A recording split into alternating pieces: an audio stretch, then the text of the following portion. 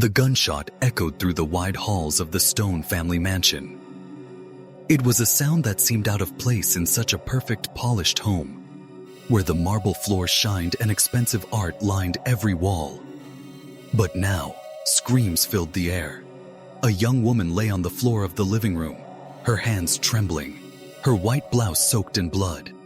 Standing above her was Ethan Stone, the 22-year-old son of one of the richest families in New York.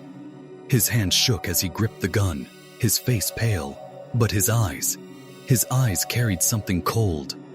For a moment, it looked like he believed he was untouchable. Within minutes, the house staff rushed in, horrified. Some screamed, some froze. Ethan didn't run. He didn't even look scared. Instead, he sat down calmly on the leather sofa, placed the gun on the glass table, and muttered under his breath, "My father will fix this." The words made the staff exchange glances.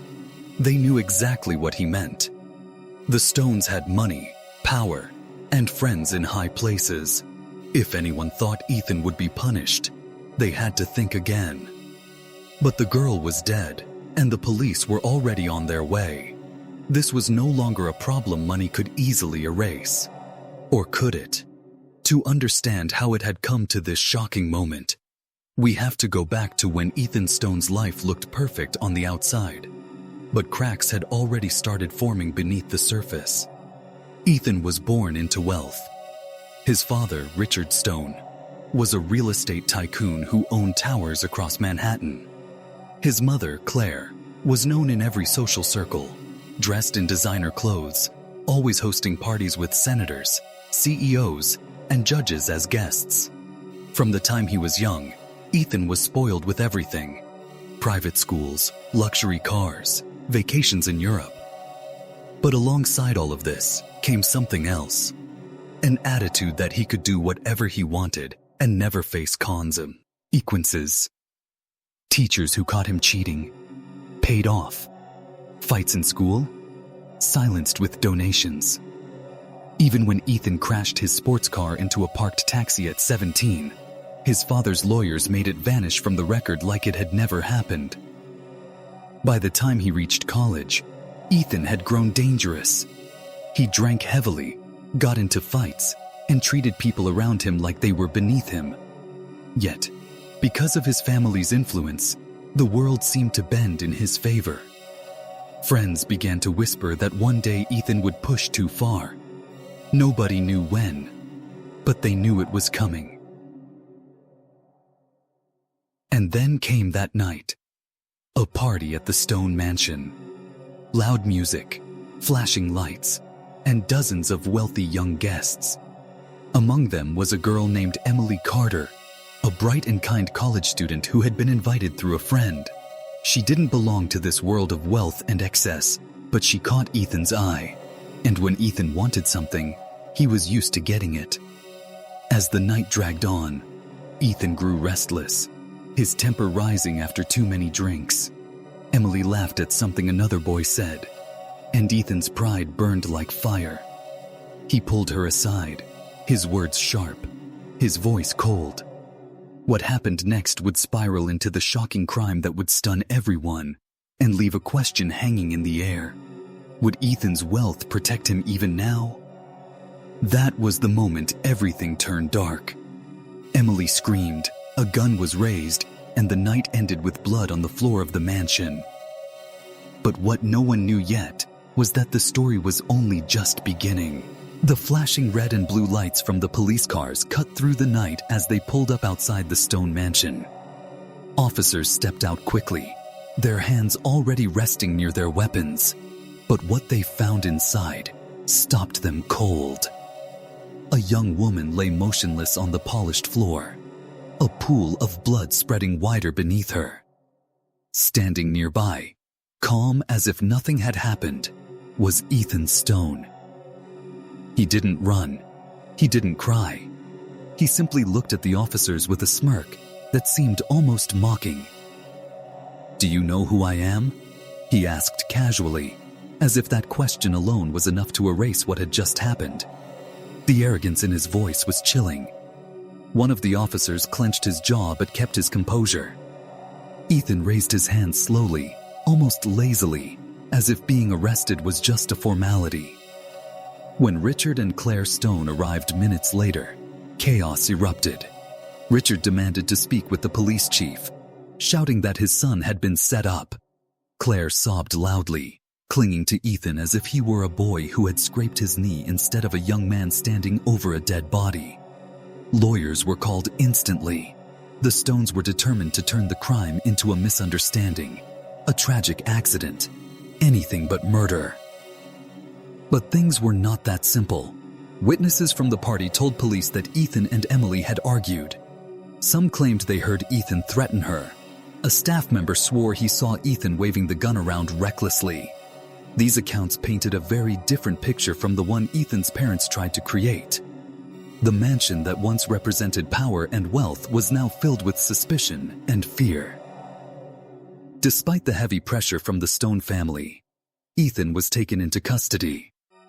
Cameras flashed outside the police station as reporters shouted questions. Is Ethan Stone guilty of murder? Will the Stones buy their son's freedom? The city was alive with whispers. Some said he would be out on bail before sunrise.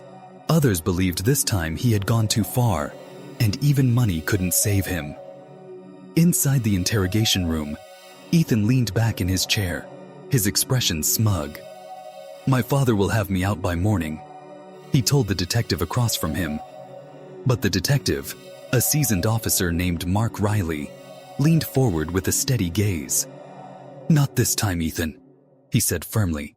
Not this time. For the first time that night, Ethan's smirk faltered.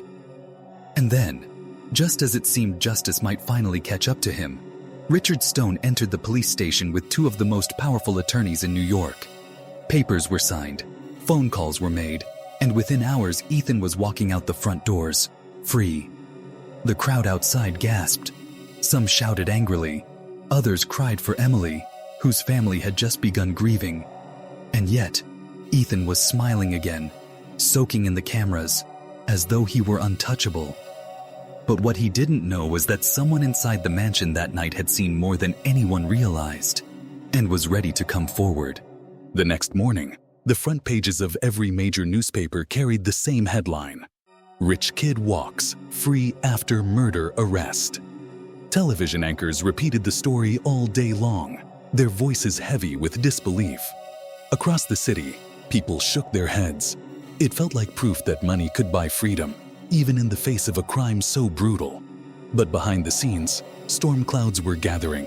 Emily Carter's parents, ordinary working-class people from Queens, refused to be silent.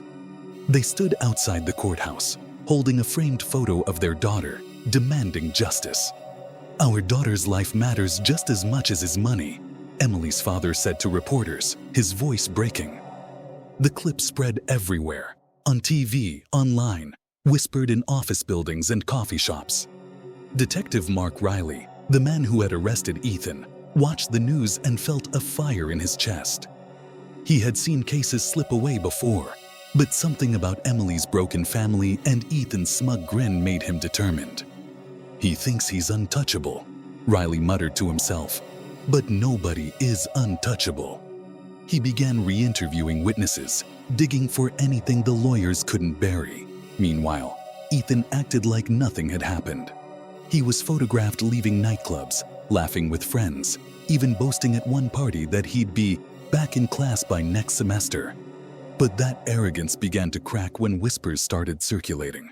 Someone at the mansion had seen everything. Someone knew exactly what happened the moment the gun went off.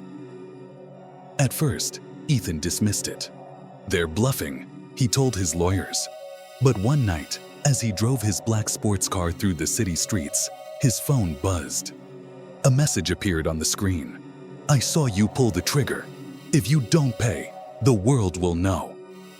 Ethan's hands gripped the steering wheel tighter. His smile faded. This wasn't just the PIE. Panic set in.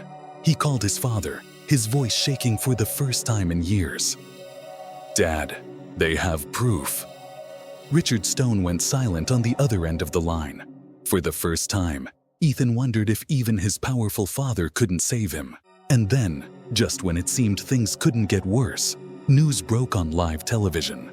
A press conference had been scheduled. Emily's family would stand alongside Detective Riley and the mysterious witness who was ready to reveal everything. The cameras were waiting. The city was waiting.